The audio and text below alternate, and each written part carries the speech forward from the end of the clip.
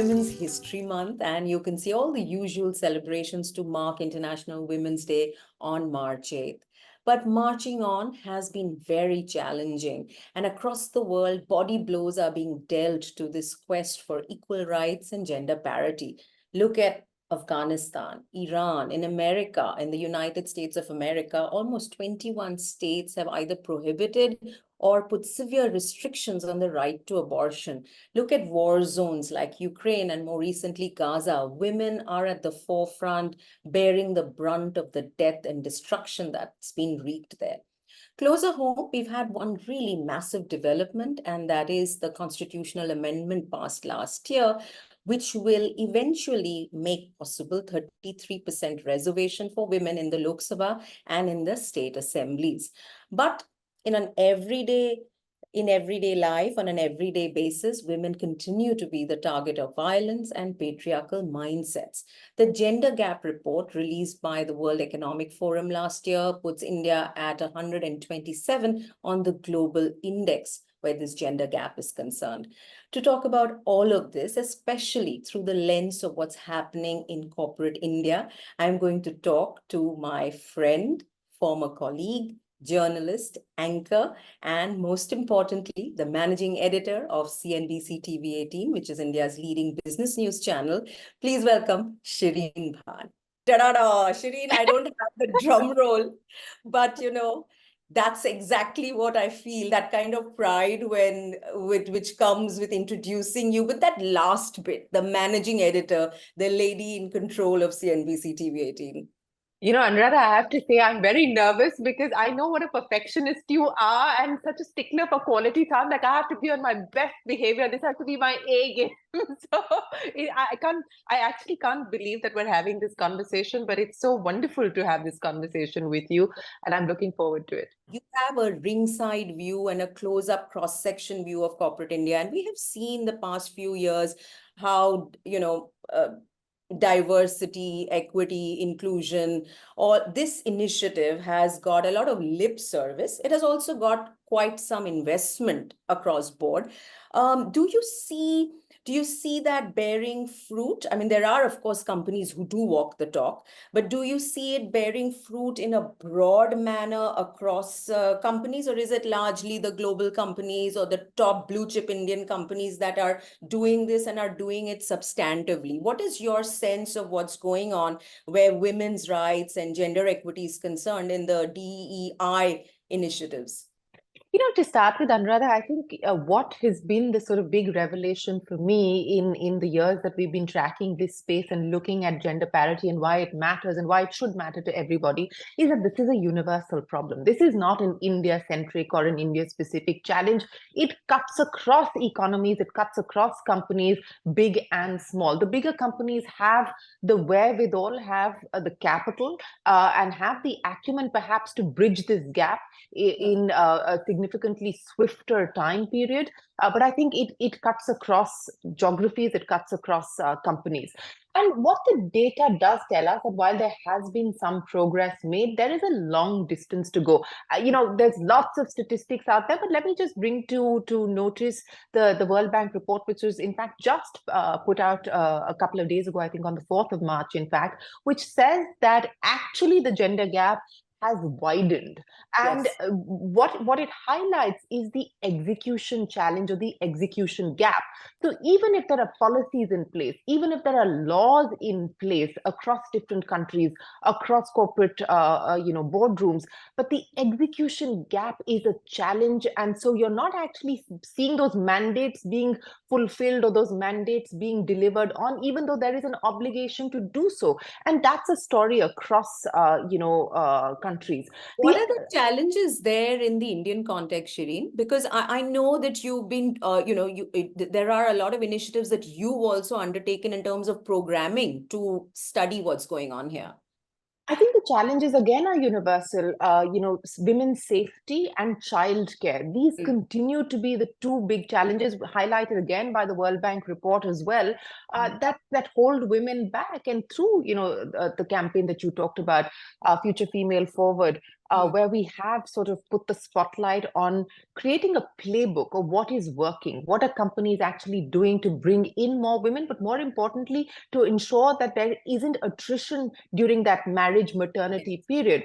And I think, of course, some amount of flexibility and so on and so forth is important, it's necessary. But I think really creating a culture of inclusion, creating a culture where women feel wanted, where women feel valued, where women feel appreciated, where women feel seen. I think that makes the big difference. So, there is one aspect of this is to sort of set a target. We want to have 25% or 30% or whatever. Yeah. But even if you get to that number, which is a good thing, but if you don't create the space for these women to actually be heard, to be empowered, then you're ticking a box, but you're not really creating a culture of inclusion. What is interesting, Anuradha, I think in the last 2 or 3 years, especially post-COVID, I find there is a lot more attention and focus being given to it. So there is, of course, let's talk about it on Women's Day and so on and so forth. But I think now more and more companies are realizing that there is a good business aspect to this. So it's good for business to bring more women on. And I think that shift is sort of shaping up. Yeah, CNBC, I know, has a lot of women, in the newsroom, for sure, in front of the camera, definitely. And I was always proud to be one of those women. And we know that a lot of these women have actually are young mothers, and they are fantastic at what they do. And I remember being in the washroom or the cloakroom and hearing conversation or having quick snatched conversations of school Yeah. admissions, baby's illness, and they all juggle all that. Is there anything that you do, and as a result TV18 does, and CNBC TV18 does specifically, to address some of these challenges that working women who are also mothers and wives face in managing both ends of the career? And you mentioned COVID, and COVID brought into stark relief, isn't it? We always knew women worked at home and worked outside the home, but COVID brought that front and center in a way that you could not unsee, right? So No, anything that you're absolutely. doing. Yeah, yeah. And this goes back to the point that I was making about culture, Anuradha. And I think it starts before the actual maternity leave period Yeah. starts. So what I've been very mindful and conscious of doing is, and you're absolutely right, most of our prime time anchors, both in the morning as well as the Yeah. evening, are all young mothers. And they multitask, they do a bunch of different things within the organization. But my conversations with them started even before they went on to maternity leave. And I was very clear to communicate to them that, look, we want you back. We need you back. And we will do what it takes to ensure that you can balance both having a child and managing that responsibility. You don't have to choose one or the other.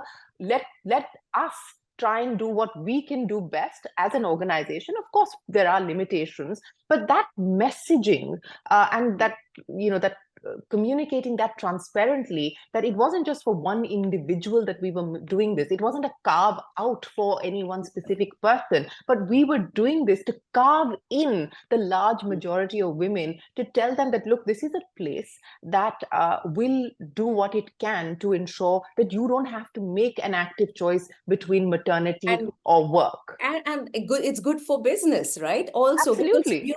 as an organization, and these individuals, all talented people, have together invested in building skill sets and experience that are great for the channel and what it does, and therefore business, right? So you're actually Absolutely. it all sort of ties into that bit which you said, which is good for business. Absolutely. And Besides being there are good for individuals, and the empathy and the gender equity part of it. absolutely. I mean, why would you want to lose, Mm. great talent on account of the fact that you weren't able to ensure that they could actually manage two responsibilities and two roles at the same time? And, there are practical things that you do. Very often we've got our male colleagues saying that, is it okay if I attend the PTM? And I'm like, yes, you must, Yeah. because the fathers need to be actively involved In in parenting. in Yes. parenting, and that message has been important as well. So it's not our job job as the organization to tell families or, parents what they should or should not do. But I think, subconsciously, we're also trying to say that, look, there needs to be an active participation by both sides. Yeah. And so that's also been interesting to watch. And now we have a lot of male colleagues who will sort of send in an email in the morning saying, look, I'm going into my child's PTM and I hope that's okay. And I'm like, yes, that's absolutely fine. And, when you create that circle where you don't feel like you're being penalized for taking time off to care for a child or to care for your parents or to, whatever Yes. the situation may be, I think that idea that there is no penalty for taking time out to factor in some other priority in your life, I think that's a big one. And that really does encourage people to then also open up and have an honest communication with the organization of what is important, what they want, what they lack, what they seek. And I think that, that helps you evolve, and it has to be dynamic. That helps you evolve a transparent communication as well as policy. Yeah. So, Shireen, leadership, being a woman at the top of at the top of the organizational chart, right? Where it comes to CNBC TV 18. What about leadership styles? I know, and you've done so many conversations. We've all been privy to this whole thing of the imposter syndrome, of sort of shrinking yourself in a little bit, of not being female enough, sometimes even picking up traits of the way men behave and managerial styles associated with men, and yet being slammed for doing very similar things. There are so many things that work here when you conduct yourself in this position of the leader. Give me some of your personal, let's say trial and errors that have happened in this journey of becoming the managing editor of CNBC TV 18 and leading such a large team of people. Anuradha, before I get to the leadership aspect, I think to give you an example of how we end up shrinking ourselves, and we think that I love this line that Viola Davis uses, saying that there is no grace in being invisible. And I think for so many of us, we're trying so hard to not be seen. We're trying so hard to sort of lurk behind the scenes and ensure that everything is done, but we don't want the attention. We don't want the spotlight because it makes us uncomfortable, because we're afraid of scrutiny. We're afraid of judgment. And, I would say the first 10, 12 years of my career, it was all about trying to fit into a small box so that only your work spoke, because that was it. We shouldn't dress a certain way, we shouldn't look a certain way, because you only wanted people to judge you for the work that you did.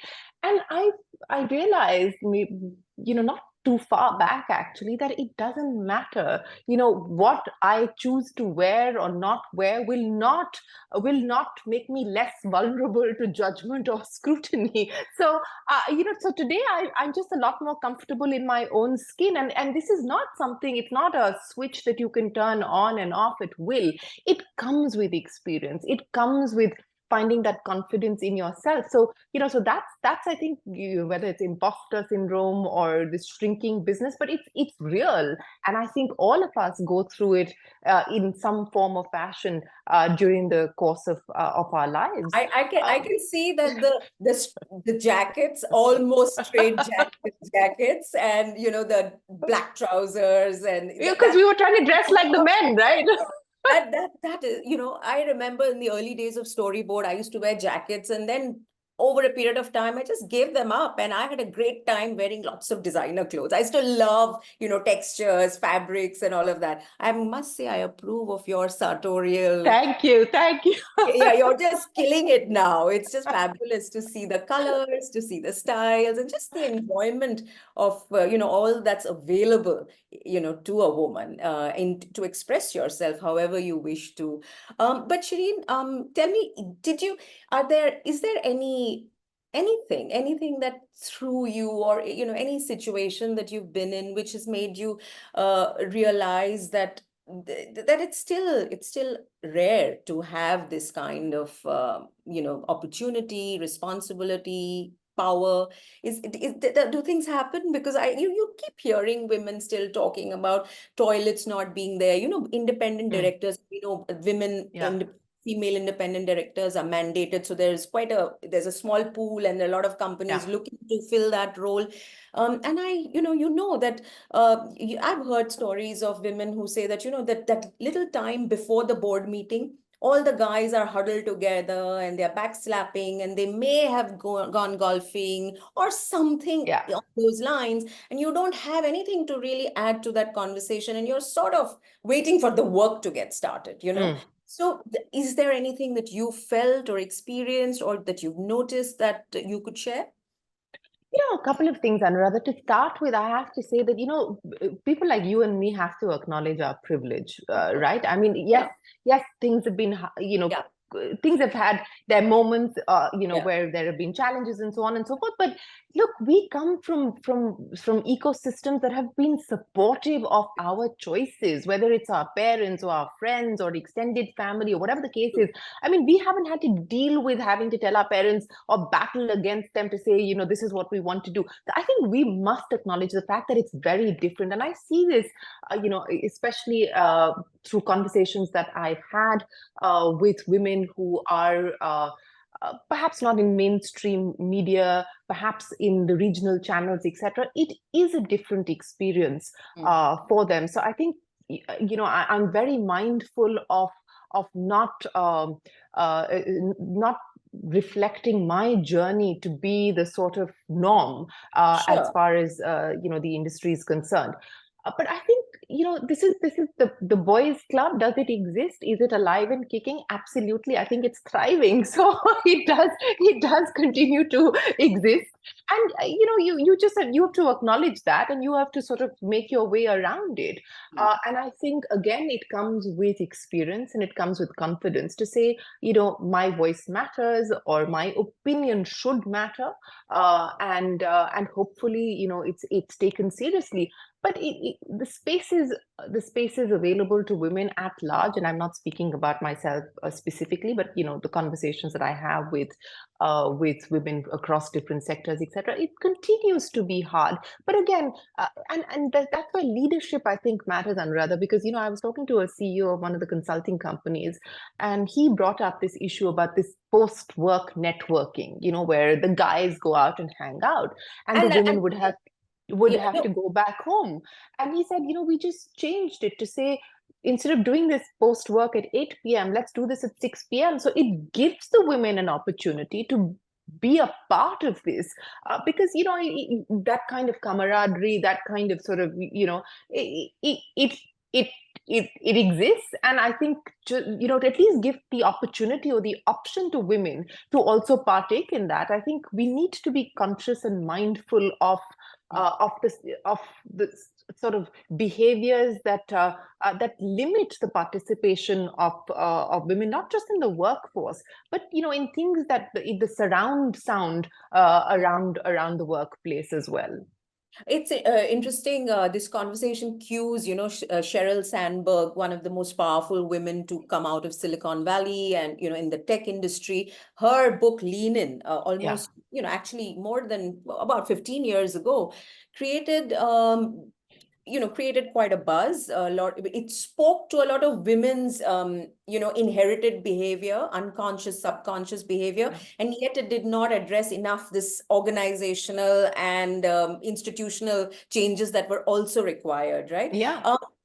But tell me some of the things that have held you back, subconsciously, where you've not put yourself forward. Has that happened to you anytime? I mean, did you know do I feel sometimes that I have undersold a lot of the stuff that I've done. I felt like marketing, and although I did a show on marketing, that marketing was somebody else's job.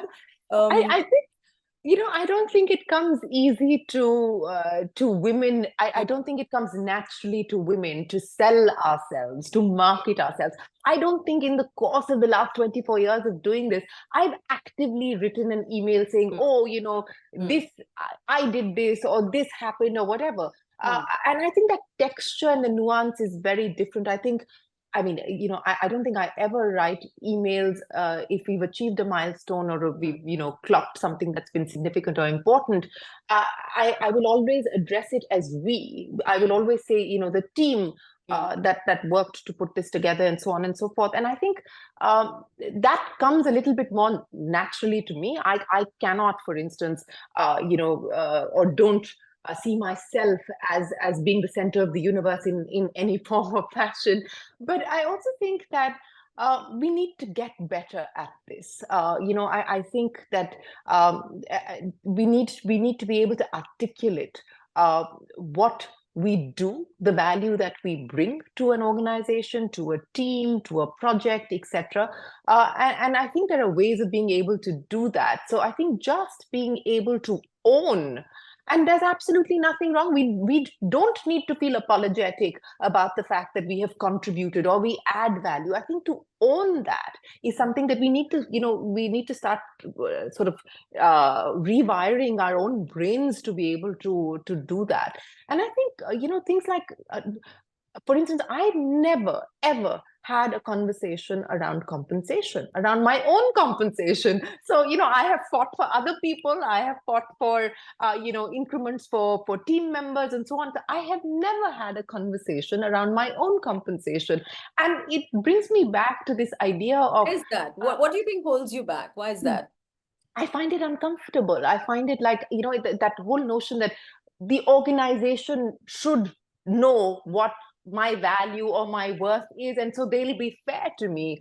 And that's just been the approach. And so I've never had a conversation. I don't think I have ever brought up the fact that I think that I should have been paid differently, or whatever the case may be. But this is a classic example of spaces or territories or conversations that we tend to shy away from because we don't want to be seen as being pushy, or we don't want to be seen as being assertive or aggressive, or all of those other sort of labels that get attached to us. Do you think there's a generational shift now? I mean, there are younger women who are in the workspace, in the economy, who are joining organizations like yours.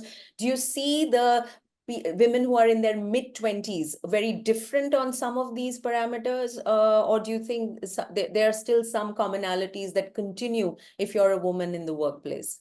I think there are some commonalities, but I think, this is a generation that is much more upfront about what they want from an organization. Not just their compensation, but just what they want. But what they want. I mean, they want to have on day one a conversation about work-life balance and what the organization will do for me and what they can do for the organizations. I think just in terms of confidence and in terms of prioritization, I think they're very different from when you and I started work, for instance. I mean, I don't remember. I want to know what you make of work-life balance, Shereen. I really want you to answer what you see or what you believe is work-life balance for yourself.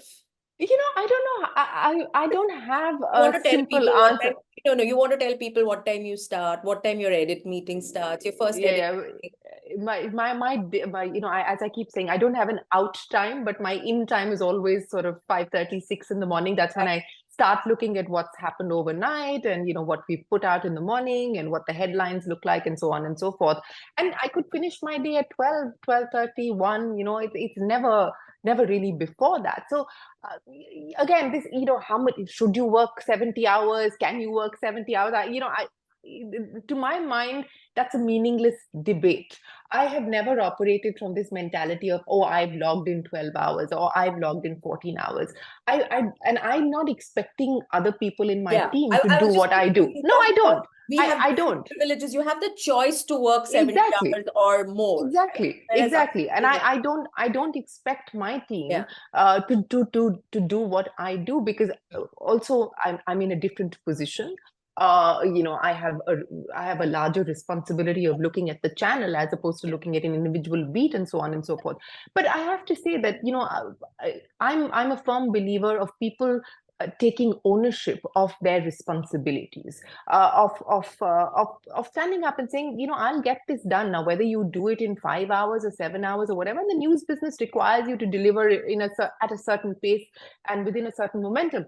But I'm all for an empowered team. I'm all for people making their decisions. And I'm very clear about the fact that if you do make a decision and it doesn't go right and you make a mistake, I'm not going to throw you under the bus. So, so I want to encourage a culture where people are willing to innovate, people are willing to take risks, people are willing to sort of go that extra mile.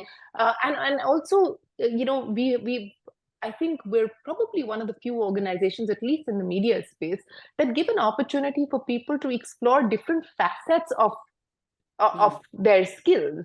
So mm. we've got people, anchors who are also doing, who are also sort of looking at music or film or whatever, because that's an area of interest. So how do you create an organization that is purposeful, but Mm. also an organization that really sees its people as whole?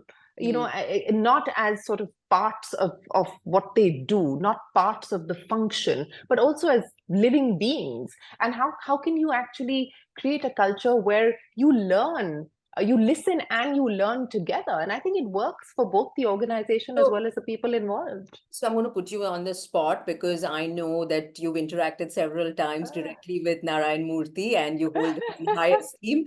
Where did you weigh in on that 70 hours a week debate that, I think I think he was just misunderstood, and I did have a conversation with him about that. I mean, he was not saying that he expects employees to do that, but he was basically saying that, look, as an entrepreneur, as Mm. someone who's trying to create something, if you're trying to create an institution, and I believe that, you do have to put your heart and soul into it. And again, I'm saying whether it's 70 hours or, Yeah. 50 hours, it doesn't matter. What the point he was trying to make is that it requires commitment, it requires dedication, it requires perseverance, it requires patience. It cannot be instant gratification. And I think that was the larger message, Larger which I message. think sort of got misinterpreted. And then so often you hear these things, right? So there was this debate. These are all little storms in teacups, isn't it? We know exactly what they are. They serve social media cycles Yeah. and some debate, and they also die out because they're not substantive beyond a point. This thing about period leave, right? Period Mm. leave is another big thing.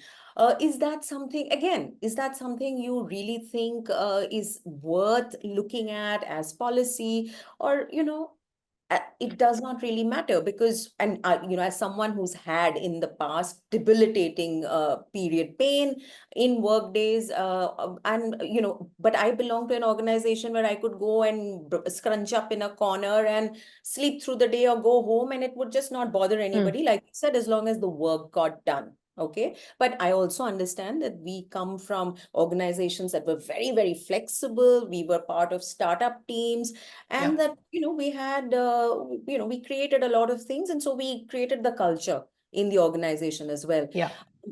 Where do you think this is worth debating about in terms You of know, I feel like, this hard coding of, period leave or this leave. I think if you create an environment where if someone is in pain and walks up to you and says, look, I would like to take the day off because it's period pain, it's migraine, it's whatever the case yeah, may be, yeah, it should be a no-brainer that you say, okay, we don't expect you to sort of torture yourself and go through like a debilitating day at work.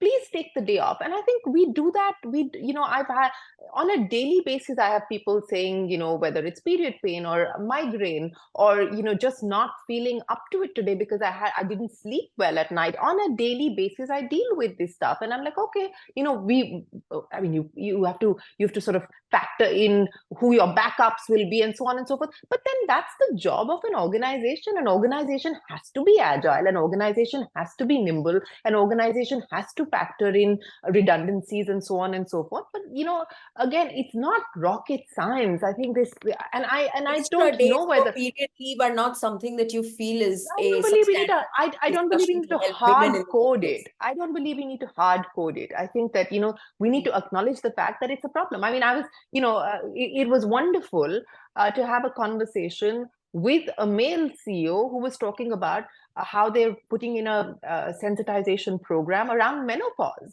because Yeah, that's again it's a real challenge. So I think creating you're creating telling me. sense creating sensitivity around these issues so that organizations are mindful and are empathetic and can take the right decisions when, when required.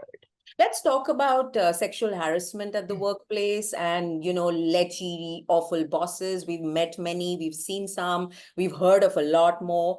Did the Me Too movement help in cleaning up a lot of this in corporate India? Because in other sectors, it's pretty much business as usual, though I know that in the corporate world, it probably has had a longer term effect than anywhere else. This Me Too movement that, sort of erupted about 4 years ago, 5 years ago, and brought this front and center.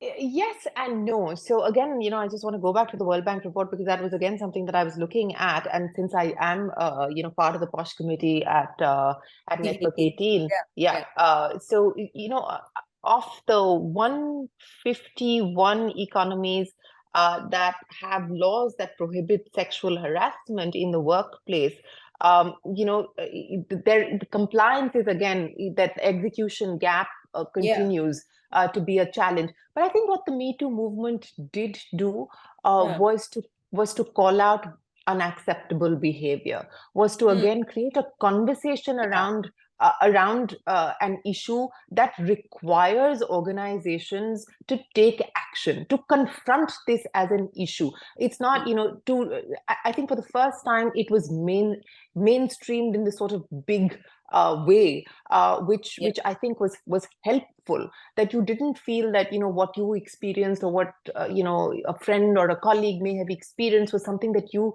uh, should continue to bury under the carpet. I think it gave some, not all, but I think it gave some women the confidence to speak up. It gave some women the confidence to seek redressal and recourse. And I think it did push organizations to take this issue up more seriously. And I truly believe that, again, it is, it doesn't matter. Of course, you do need to have the committees in place. That's the law. But Yeah. you need to ensure that you create a culture that calls out toxic behavior, that makes that behavior non-negotiable. There should be Mm, zero tolerance for that kind of behavior. And I'm not talking about a joke made in the newsroom or so on and so forth or whatever. But I'm saying that if there is active discrimination, if people are not being given equal opportunities on account of a power hierarchy that also has a sexual dynamic to it. I think those are issues that we need to be mindful of, and we need to act very quickly if these instances are brought It's to interesting. notice. You've spoken about women and the impact the Me Too movement has had on them. You've talked about organizations. What about men? Do you think men in positions of power in corporate India, and I know that's like a really sweeping generalization that I'm making, but do you sense men beginning to understand that certain behaviors are absolutely unacceptable? We're fortunate that we don't have too many complaints coming in. Is that an indication of the fact that there are fewer instances? I hope so. I would like to hope that that is the case. But it's also, one is the sort of active conversations, or the sort of very in your face behavior, but a lot of it is also subconscious, or a lot of it is also sort of plays Yeah. out in just in, like, in the comments that people make sometimes without even realizing. But I think there is maybe a little bit more awareness of off color remarks, off color comments that previously would have just sort of been thrown at you. Shireen, I was listening to some of the comments that Indra Nui made when she Hmm. talked about her book, which was a record of her life, and what an incredible corporate career to go on to be the CEO and chairman of PepsiCo, one of the largest consumer goods companies in the world, was quite incredible. Also, she came from a generation which was, at least two generations ago. So the question is, she said something that I found very interesting, and I brought it out because I think since I know you personally, and I'm going to take advantage of that, which doesn't happen in most conversations. She said trade-offs have been made, right? There have been trade-offs that has been made. And she says, Nui said that you're working so hard, you don't realize the trade-offs. You just go work, you're just working, going from project to project. You train yourself to stay at the top, and that's tougher than training yourself to get to the top. She also said, and this is the quote, actually, I was stumbling, I couldn't find it. I had no idea how to stop working. I had no idea how to stop working. Do you feel that sometimes you have no idea how to stop working? We talked about work-life balance a little while back, but do you feel this at any time? Oh, all the time, Anuradha. And I cannot remember the last time that I had a spontaneous moment and said, today I'm not doing India business now. I'm going to go watch a movie or, to grab dinner or so on and so forth. Those trade-offs are real, and you make those trade-offs. But I think what I have come to realize, and I think this is a journey that I know a lot of women are on, that we need to start prioritizing ourselves, not as wives or mothers or daughters, but as individuals. And I think that has been the journey that I've been on. I would say for the last maybe 4 or 5 years. So it's been a fairly recent shift where, every time I was sort of, I need to do this for myself, but I would say, oh, but there's no time, or, I have this shoot or I have that. And I would strike that off. But I would do all the 35 other things that were required for other people or for the organization. And now I have realized that you end up penalizing yourself without even realizing it. So, there is this sort of one side of you, which is the leader, the person at work, and all of that. But then you're diminishing yourself as an individual, as a human being, because you're limiting your own growth. So I've now started to make a conscious effort to find that time. And you can find the time if you choose to. I mean, we managed to do 17 shoots in a day, right? So, like, how do we do that? Because you put your mind to it and you get that done because you believe that that's a job that needs to be done. Similarly, I think you have to start treating yourself work, as a project, as a shoot, and you can't cancel on yourself. And I think Yeah. that has been the biggest realization for me. I can't keep Wasn't canceling on wasn't myself. And it wasn't the case earlier. You had to No, come to this no. point and you've had to work at making it happen as well, right? Absolutely. And I, again, it comes from also a sense of security, right? It comes from saying that, look, I'm doing my best. I'm doing my bit. I don't have to constantly feel insecure about the fact that, if what if I slip up, or what if something goes wrong? You will slip. There will be mistakes. You have to stop canceling on yourself. And I think that has been the biggest learning for me. So, today I budget in, I factor in a little bit of time for something that I love to do. It gives me comfort. It's my form of meditation. And, whether I come back at 2 o'clock in the morning from a shoot, or, from an overnight trip or whatever, I make sure that I do that. And I don't give myself the opportunity to say, no, let me strike this off my to-do list. So put yourself on the to-do list. I think that for me has been the biggest realization and the biggest learning over the last few years. Put yourself on the to-do list. I think that's a nice quote, Shereen. That's a You can use that quote. for your Yeah. thumbnail. Okay, so I think let's close out with a little bit of what you see as the challenges for CNBC TV 18 and what it represents, which is legacy broadcast business news, broadcast, and of course with a very vibrant digital output as well. But because we saw in the past couple of years, financial influencers, all of them on their YouTube channels. You see other journalists who have moved to YouTube and become founder editors. I'm trying. Including you. I'm so glad you said it because it makes it sound real. When someone else says it, it sounds real. So I'm glad you said it. But you're seeing all these changes, right? What are the challenges that this throws up to a mammoth and a market leader by far, and so consistently. That's CNBC TV 18. What are the challenges that you see, this disruption in the media and the relationship people and audiences have with media and news consumption, throw up for CNBC TV 18, for you and your team? Well, to start with, since we both spoke about how we need to market ourselves better, so it's been wonderful to see that we continue to be market leaders by a long shot. Over 90% market share of the business news genre, and it doesn't come easy. You have to work at it every single day. You've got to ensure that you put out a better product every single day, and that's what we strive for. But Anuradha, we had the first mover advantage with CNBC TV 18, so that clearly helped. But we're not the only ones, and I keep telling people in our newsroom as well that we're not just competing with Indian brands, with Indian news brands, general or business. We are competing with global brands, because today, on your mobile phone, how does it matter to a consumer whether you're consuming Wall Street Journal or Bloomberg or Reuters or Financial Times or whatever? We're up against brands from everywhere. We're up against legacy brands who've stood the test of time, who have the credibility, and so we have to ensure that we think of our competitive landscape not just limited to to the 3 or 4 business news channels or the half a dozen English news channels in India, but global. So that's one.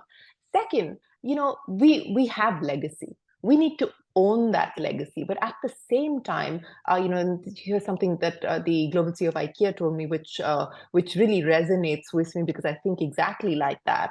That tells you who you are. Your legacy gives you your DNA. But if your rear view mirror, as he said, is larger than your front mirror, then you're only looking for answers in the past and not looking for answers in the future. So I'm very mindful of the fact that we own our DNA of being able to provide credible, actionable information, but we look at what's changing in the world. And what's changing in the world today is people will consume you on their laptops, on their mobile phones, on their OTT streaming services, whatever. So I cannot have the arrogance of saying, you need to come to me. I have to have the humility of saying, I will come to you wherever you want to consume me. And it's been such a wonderful learning experience as well for us. How do you take a 60-minute program and convert it into a 30-second reel? How do you, and that's a challenge, right? I mean, how do you, exactly. So how, our Twitter audience, for instance, as we've come to realize, is pretty much an extension of our TV audience. So what works on TV typically does well for us on Twitter as well. But our Instagram audience is completely different, right? It's a younger demographic. Now, how do we create content that's relevant for that audience? Facebook, completely different audience. So it's also giving us an opportunity to reimagine the spaces that we want to be in, also the spaces that we want to perhaps not focus on, and again connect that to our strengths, etc. But we're going after a younger audience now very actively, because that is the future. We cannot live in the past, right? So I think that's the opportunity and the challenge. But as I keep saying, that we have to be nimble, we have to be agile, we have to learn to respond to changes that are happening. And the wonderful thing now is that you get feedback in real time, right? You put out a video and whether it's worked or not worked. So the learning process has become far more efficient. There are two questions that come to me from this. One is, therefore, you're also now working even harder and longer and all the time. So you're not switching off. That's one. And when I say you, I mean everybody who's in the media business. And the other thing, So is that something you need to be mindful of? Yeah, I think it is something that we need to be mindful of, but you also, unfortunately, resources are limited. So it is really multitasking at this point in time. But I think, as we get to scale and we are moving at a very rapid pace. We're accelerating a lot of the things that we're doing. I think you now need to sort of repurpose the workflow as well as the workforce, because Yeah, there's only so much that you could do as far as using existing resources and yeah, multitasking. yeah, But I've also realized that again, it comes back to the point that I made earlier. You can't carve out. So this whole thing of this is the TV desk and this is the digital desk, it doesn't work. It has to be one, because then there is a purpose of alignment, both at the front end as well as the back end, where people feel that they're working for the same project. If you're trying to create the same masterpiece, it's not two different paintings that you're yeah. going after. So I think that alignment is crucial. And I think that sense of creating an organization that's working towards one purpose in an environment that's so dynamic is also important. But we will have to scale up, beef up resources, the capabilities of and skills required on the digital side are very different from Yeah. what you and I have learned on the TV side. So that reskilling, upskilling, is part of the process as well. But it's exciting. It's exciting. So I'm going to leave you with one final question because I don't want to come between you and the next global CEO interview that you've got lined up. And that is, for someone who co-created and ran Young Turks and still run it, you've sort of documented the entrepreneur's journey, the startup culture in India. And you've now seen in the past decade, and even more so recently, journalists who have left large organizations and are running their own little startups as founder editors. What is holding you back? I I guess the thing that's holding me back is that I feel like I'm not done yet. I'm still excited to go into work. I'm still, to a large extent, happy with what I do. I still enjoy the process of creating content for this brand. So I feel like I'm not done yet. And with what we just spoke about, the digital sort of opportunity that's opened up, I feel like it is a startup. So Yeah. so we've got CNBC, the TV brand, which is now 25 and going strong. But this is CNBCTV18.com, and everything that we're doing on social media is a startup. So I am also managing editor of a startup at this point in time. So I guess I'm balancing both. You're not done yet. I think that, and there's something else you said earlier, and something that we've all felt at different points. I certainly did for the longest time, which is that you feel that you own what you're creating. And I think that has been the biggest, the source of TV18's success when it comes to having people like you stay at the helm for so long. It's that this feeling of ownership that the founders created at one point, and even though it's Yeah. a very different organization today, it continues. Shireen, what was that other quotable quote? Put yourself on your On the to-do to-do list. Yeah, list. put yourself on the to-do list. So put yourself on the to-do list. I Continue am trying. I'm scale, trying. scale greater heights, and catch you when you're in Bombay or when I'm in Delhi next. And we have a lot more to talk about. Some of the things that we didn't speak on the record. Yes, that'll be an off the record conversation that we will have, Anuradha. But I'm so glad that we could do this, and wish you all the best Thank you. with I am this so grateful, venture, and I'm so glad that we did this because, and I have no doubt that like everything else, this will be a work of art. oh, thank you, Shireen. All the best, and see you soon. Bye. Bye bye.